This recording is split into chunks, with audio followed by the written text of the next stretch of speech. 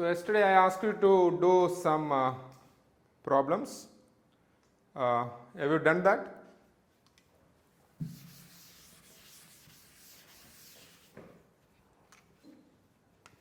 But sir, I have a problem.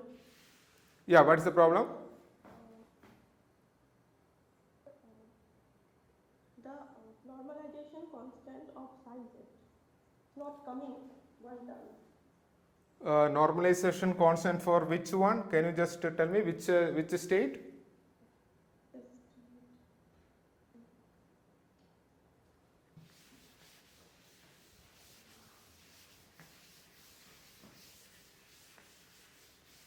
To calculate the eigenvalues and eigenfunction of annihilation operator operating on state psi z.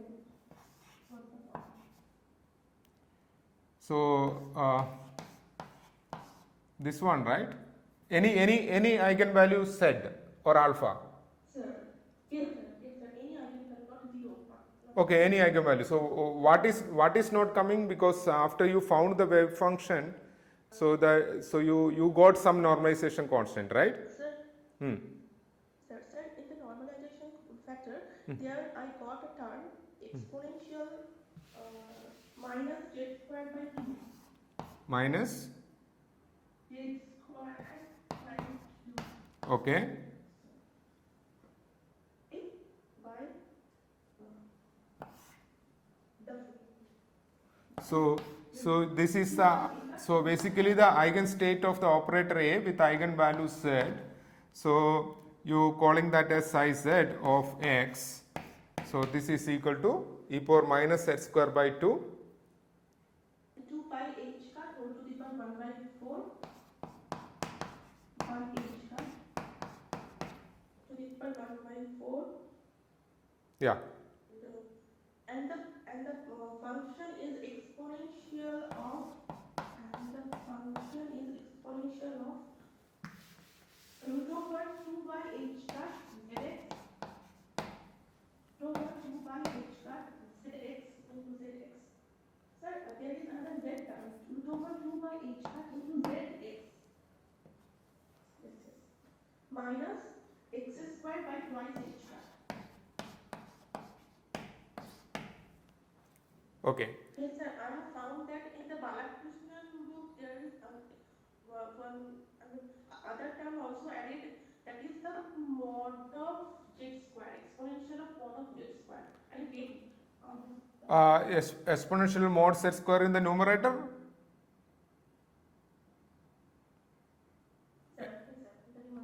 Here, so you are getting this, but Balakrishnan book is having an additional term mod z square, right?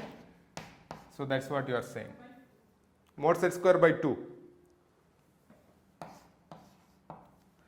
Okay. Because which one is correct? We can actually, anybody else tried this? No? Okay. So see, basically this is Gaussian integral, right? The Gaussian integral will be having, because this one you can complete the square, so you can write it as x minus some x0 whole square. Then you can do the integral. Then when you do that integral, so whether there is a possibility of getting, so this term will come because this minus z whole square will be there. So this term will come definitely. So is there a possibility of getting mod z square by 2? Is there a possibility? If you just take this function, if you integrate, is there a possibility to get a mod z square by 2?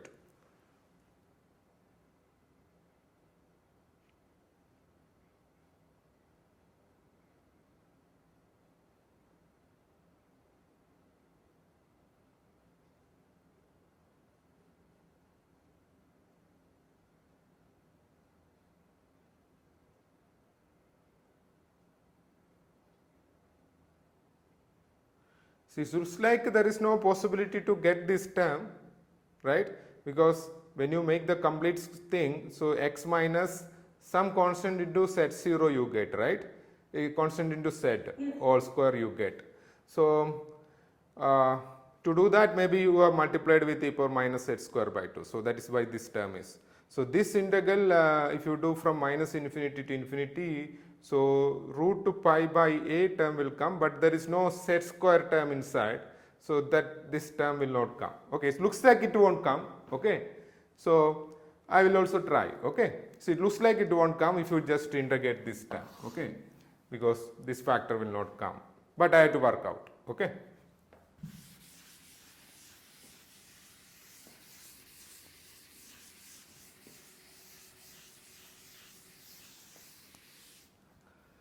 So yesterday I asked you to find out the Hamiltonian, which is equal to a dagger a plus half. Were you able to derive this? Sir. Yeah. And so you call this operator as number operator, which is equal to a dagger a, and the eigenstates of this Hamiltonian operator is called Hamiltonian. So that you can write it as ket n, which is equal to n plus half h cross ket n. Okay, so this one I am not deriving, but I am just giving you the answer how this ket n is an eigenstate of the operator h. Okay, where n is equal to, because this one you will do explicitly in your quantum mechanics textbook in the quantum mechanics class. So now you can see that this is basically the energy eigenvalues. So yes, What is n here? which n? This, In Hamiltonian, small n. yeah, small n is the numbers from 0, 1 to infinity. Okay, What the second equation represent? which one? So this Any C. equation. Yeah, so this equation we can now rewrite it as h, which is equal to n operator plus half identity operator h cross. Okay, so now I want to find out the eigenvalues and eigenvectors of this Hamiltonian. So any operator, this is an operator. This operator I want to find out. So general what I should do? I take this Hamiltonian, act on some state. This one I don't know, I have to find out. Okay, this state which will give you the eigenvalue. That eigenvalue I call it as the, because these Hamiltonian eigenvalues are basically the energy eigenvalues. And so now I don't write n also, there is energy E ket psi. Okay, so now you have to solve for these two unknowns are there. One is ket psi, another one is E. So how to do this, find out this solution and all you learn later on. Okay, you can actually do the series solution. Okay, or because this a dagger a operator, so action of the a dagger a operator on some state, unknown state, and from that we can actually get the result. So right now this is what you have now. You want to find out the eigenstate of the operator h with eigenvalue E, but I had to find out E and ket psi.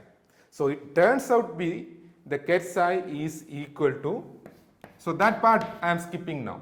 Okay, so that you will do it in your quantum mechanics class, but I need the later thing to do some mathematical thing. Okay, so ket psi is turns out to be ket n, and E is basically En, because there are so many energy levels possible, because it's an infinite dimension system, so many energy levels are possible.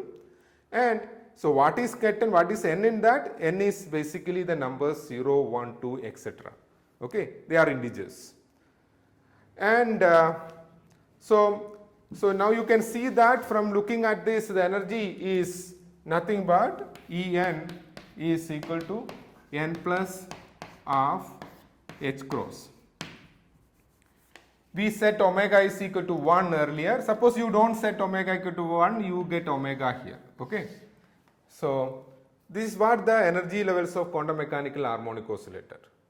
Okay, and if you do that, So this is the potential of harmonic oscillator, which is of m omega square x square. To do that, we have set m is equal to omega is equal to 1, and this is x and this is energy. So you can see that n is equal to 0 because all these energy states are possible. The particle can be any of these states. Okay. So n is equal to 0, you get the energy is half h cross omega. N is equal to 1, you get 3 by 2 h cross omega, and so on. So the energy levels are discrete now. Okay. So the energy levels are discrete. Then let me have a bigger picture.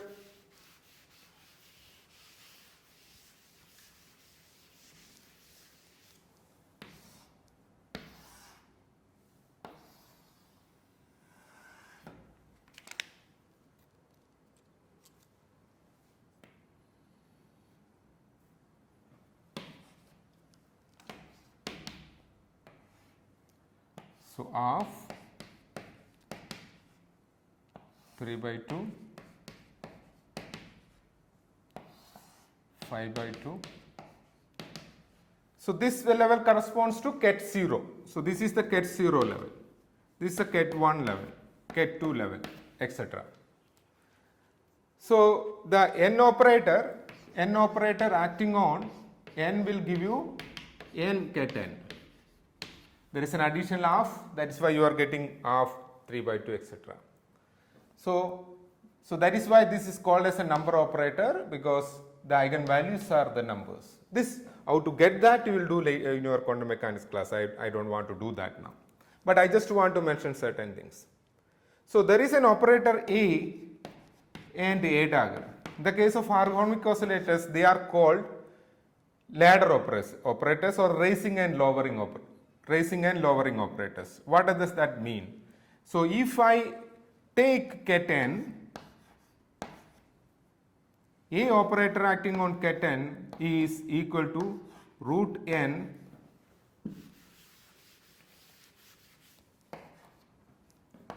ket n minus 1, and A dagger acting on ket n is root n plus 1 ket n plus 1. So this is for n is equal to 1, 2, etc. and this is for n is equal to 0, 1, 2, etc.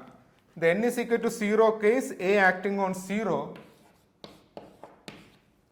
is 0, null value. Okay. So in this picture, how can you see these things? Because you see the nth level, if I act the operator A, I go to the lower level. Nth level, if I act operator A dagger, I will go to the next level. So if I am acting operator A here, it will comes down from this level to this level. If I act A dagger operator, so it will goes to the next level. So that is the reason these are called as lowering and raising operators in the case of harmonic oscillator. So there is some relation with this harmonic oscillator and the quantum mechanical radiation or photons. If you look at photons, this A and A dagger are called photon annihilation and creation operators. So this ket n is a n Fock state. So there are n photons in this. So if there is a state with n photons, if I act A operator on that, the number of photons that will reduce to the n minus 1. So that is why it is called annihilating the photon. So annihilation operators. It annihilates the photon from the state. It will create a photon in the state when you act A dagger on ket n. Okay. So this algebra you understand now, how to get this and how to get this energy eigenstates and all that you will learn later on, but this algebra you have to understand now, because as a mathematical point of view, because A acting on ket n, the action is root n ket n minus 1. On the ket 0, if you act 0, so that means if I act A on this state, there is nothing below, so it is null. Okay, and ket 0 is the ground state. So now if you compare, yes. How we concluded the action of A by seeing the action of H Action of H is, see, action of H on what?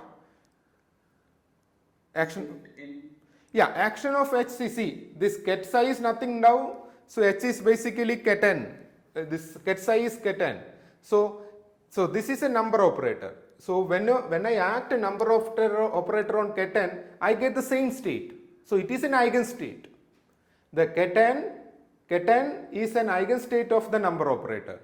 And the Hamiltonian contains that n operator, here n operator, and plus additional half identity operator. Because half identity operator acting on anything will give you the same thing.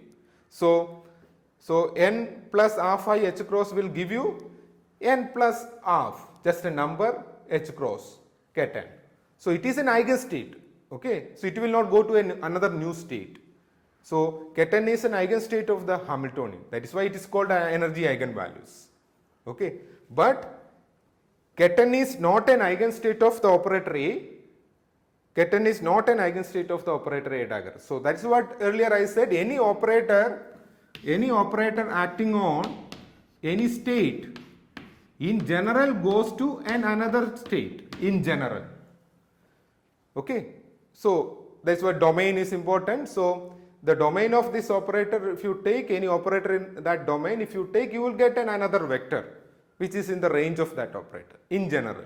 But if I get A acting on ket psi is equal to ket psi into some number, then you say that ket psi is an eigenstate of that operator A. So here you have the example for both. Keten is an eigenstate of the operator H with eigenvalue n plus half h cross. Keten is not an eigenstate of the operator A, it goes to another state. So here if you can see that it is having so the domain of the operators, you can see that includes all this ket 0, ket 1, ket 2, ket 3 level, all the levels of the oscillator. Okay. So is that clear? Yes. Okay. Okay. So now you understand the concept of an operator acting on a state will give a new state. This H operator is actually is an which is having an eigenstate keten. So because of that, H acting on keten goes to keten itself. But A and A dagger operators acting on keten will not go to keten. It will go to two different states. So they are not the eigenstate of the operator A and A dagger. Now just for a comparison with the classical harmonic oscillator. So classical harmonic oscillator, you know that any energy levels are possible, right? So you can have a zero energy, you can have a any energy level depending on. So this you can actually relate it to a spring attached to a mass. Okay. So initially, what is the position and momentum of that particle or the mass m? Okay. You can have different energy values. Suppose you start with some x0 and p0. That means if you are starting with here x0 and p0, you know that it is a conserved system. It will oscillate between this value and this value classically, right? Minus x0 and plus x0. So its energy and the position and moment keep on changing, but it is oscillating with some time period. So quantum mechanically, now you can actually write down the wave function corresponding to this. Okay. So the wave function corresponding to the each of these levels, so I call that as psi nx. So keten is an abstract state of that ground state. So if I do this x, I get the corresponding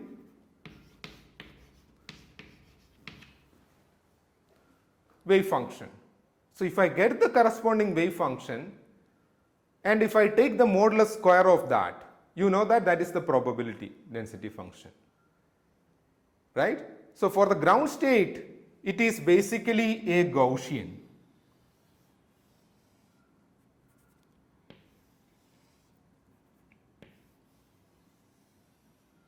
Okay.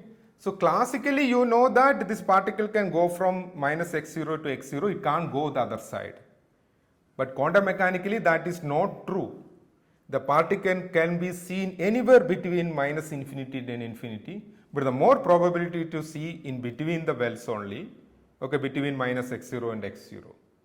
Okay, so I am not getting into more on that, but to have understanding, because size mod psi 0 of x square, that is basically the position representation of this ket which is the energy eigenstates, and modulus psi square of x square will give you the probability into x mod psi 0 x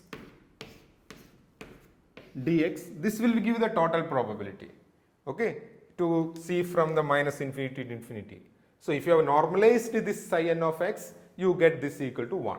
So total probability to find the particle between minus infinity and infinity will be 1, but if you want to find between, say, this minus x0 and plus x0, you have to integrate from minus x0 and plus x0. So there you will have a more probability to find the particle. Okay.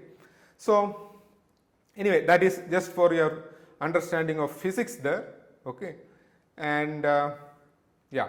So now you understood the action of the operator A dagger. So next question you can ask is, yes, you have my eigenstate for the ket are eigenstate for the operator H are ket. Is there any eigenstate for the operator A and A dagger? The position representation of A, you have already seen that there is an eigenstate possible, right? With eigenvalue 0, also the eigenvalue Z. That was the position representation of A. You actually, the wave function method you found. So what is the eigenstate of the operator A, corresponding abstract eigenstate? So that let us do now. So any question now so far?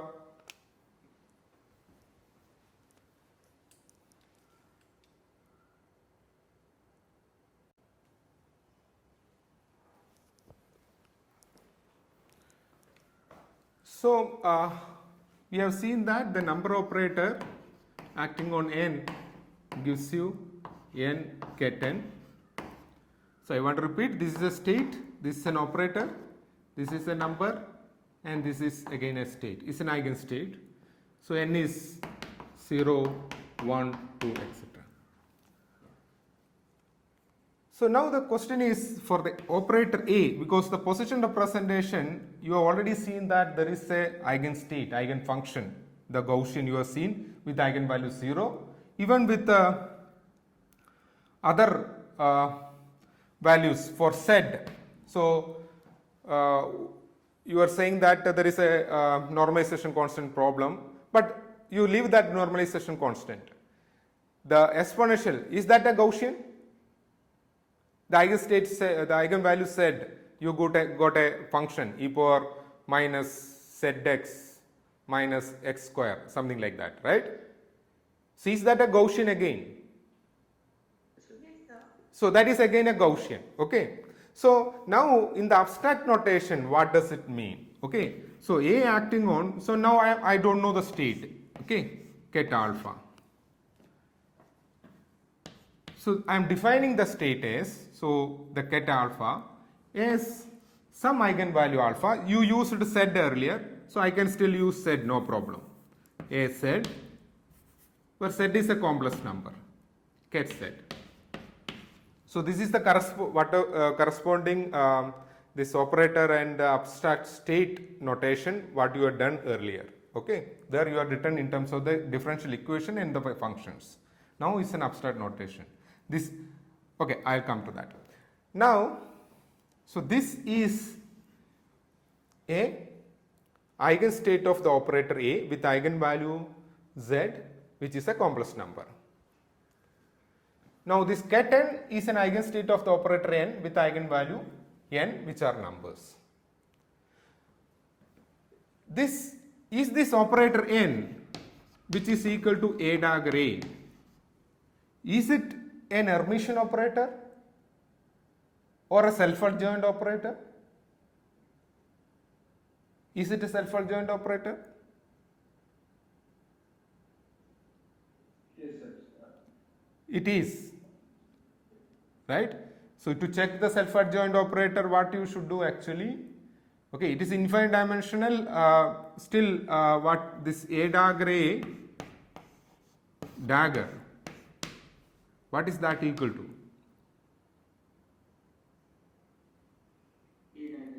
A dagger A.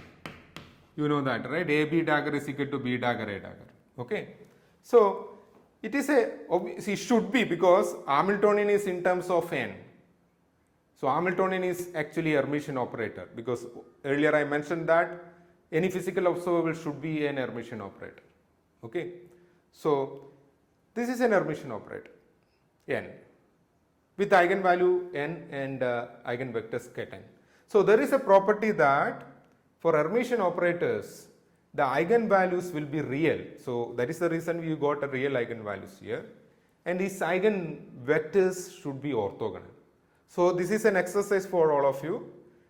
Show that eigenstates of an Hermitian operators are orthogonal and their eigenvalues are real. Okay, you show it with the knowledge whatever you are having now. It's a completely mathematical problem. Okay, so show that eigenstates of Hermitian operators are orthogonal and its eigenvalues are real. So because of that reason, bra n ket m, which is equal to delta nm. This is what I am saying, because this ket n is an eigenstate of an Hermitian operator n, and its eigenstates are orthogonal. So ket 0, bra 0 ket 0 will be 1, if it's bra 0 ket 1 will be 0. So and for all n and m. So now this state ket n form a basis. This form a basis. Why? Why this form a basis? Because all those vectors are orthogonal. Okay, and this is infinite dimensional vector, means numbers of states are there. So in the infinite dimension, because this is an infinite dimensional system. So obviously any state in that space I will be able to write it in terms of ket n. So ket n form a basis with an orthogonality relation like this, and the completeness relation is basically ket n bra n summation n is equal to 0 to infinity equal to identity. So with this knowledge, so I have some unknown state ket z, which is an eigenstate of the operator A with eigenvalue z. So because this is a form a basis, I can write down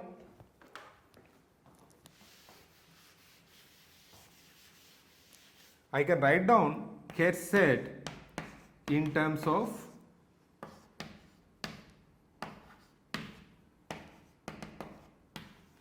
is this clear to everybody? Yeah, because ket n is a basis, so any vector in that space I should be able to write it in terms of that. Now our job is to find out this Cn. Okay, so how do you find out Cn?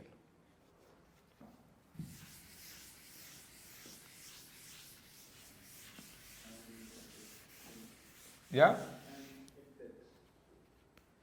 Yeah. Yeah. Can you repeat, because I did not hear? Sir, if you take inner product with ket n, bra and ket z, we get Cn. Brian ket z will give you Cn, that's it. But you don't have the result, because you are just getting that quantity. I want to explicitly find out Cn. Okay. So if I know the ket z expansion, obviously I can find out whatever the method, because that is what Cn is equal to bra n ket z. That is clear. But that's all. We are stuck there because we don't know after that, because ket z is now unknown. Okay. If ket z is known, I can find out the C0, C1, C2, C3, etc. So now question is how to find out C0, C1, C2, C3, etc. Okay. So we have this information and we have this. Now act A on this, A on second equation. Okay. So when you act A on Z, what you will get in the right hand side?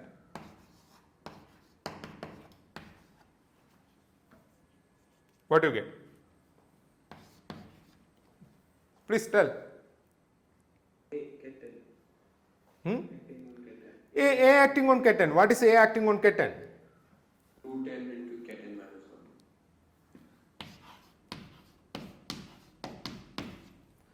1. Is this completely correct? Is anything wrong? Small mistake in this?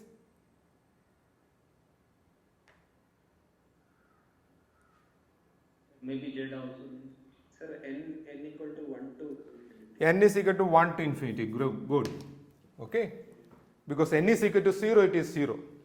So n is equal to 1 to infinity Cn root n ket n minus 1. Okay. So what is A acting on ket Z? So from this equation 3, what is A acting on ket Z? Z ket Z. Now that one you substitute ket Z there. So what you get is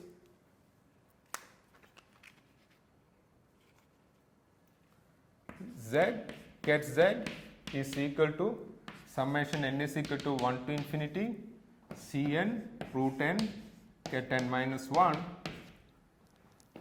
Now Z ket Z, I again expand ket Z in terms of ket n. I get Cn ket n, which is equal to summation n is equal to 1 to infinity Cn root n ket n minus 1. Excuse me, sir. Yeah. Ket Z is in the same discrete basis as like ket n. Mm-hmm. So it's not in that x basis, continuous basis. See, that's what. See, whichever basis is so, ket Z is as one vector in that Hilbert space. Okay. So I am now expanding that ket Z in terms of the ket n, which form a basis. So I can expand in whichever basis I am interested in. So I am expanding ket Z in the ket n basis. Okay. So Okay. you can do ket Z in a ket x also. Okay. So that's also possible. Okay. You can take that as an exercise. Okay. So yeah. You have this. So what you do next? Can I find out C0, C1, C2, C3, etc. from this? From equation 4. Yes, sir. Oh. Equate same state. The coefficients are same state. Yeah, because they are orthogonal states, I can actually, because they are linearly independent, right? Ketons are linearly independent. I can compare the coefficients of ket 0, ket 1, ket 2, ket 3, etc. from this. Okay. So I give you all of you 3 minutes. Okay. Okay, I'll give you 5 minutes. Find out a relation between Cn and C0. So what is here? Okay. I want all of you to do this. Find out the relation between Cn and C0. So equate the coefficients of ket 0, ket 1, ket 2, ket 3, etc. from this equation. You will find a pattern. From that pattern, find out Cn in terms of C0. Is question clear? Clear. Yeah. Sir, we don't know Z here, no? Z is a complex number. See, that is anyway standing out just like that, right? Yeah. So that is just a number there. Yeah. Finally, your answer will be in terms of Z. So this here, this will be in terms of Z. Okay. Okay, sir. Got it. Yeah.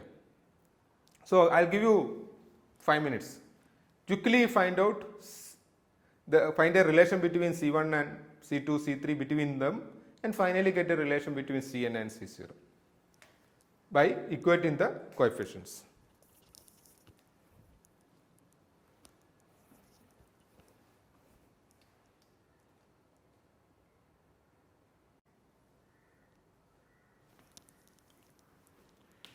Okay, so you found that Cn is equal to z power n by root n factorial C0. So then we can write down ket Z after substituting Cn as this. You get C0 summation n is equal to 0 to infinity z power n by root n factorial ket n. So you can actually find out this C0 by normalizing this KZ. So find out brass set or KZ, brass set KZ, okay, equate that equal to 1. So basically what you have to do is you find out brass set KZ and equate equal to 1. From that you can actually get C0. So C0 is basically e power minus mod z square by 2. So finally you have the equation for KZ, which is this one in the Fock state representation. So this Ket is called the Fock state. So KZ, which is an eigenstate of the operator A with the eigenvalue Z, which is called coherent state. So you have Fock state, which is an eigenstate of n operator, number operator. You have coherent state, which is an eigenstate of the annihilation operator. So this is what, so basically it is a, according to your terms, is a light quantum optics now, okay. So this KZ is also a minimum uncertainty state, maybe that you will learn in your quantum mechanics class. So I will stop here now.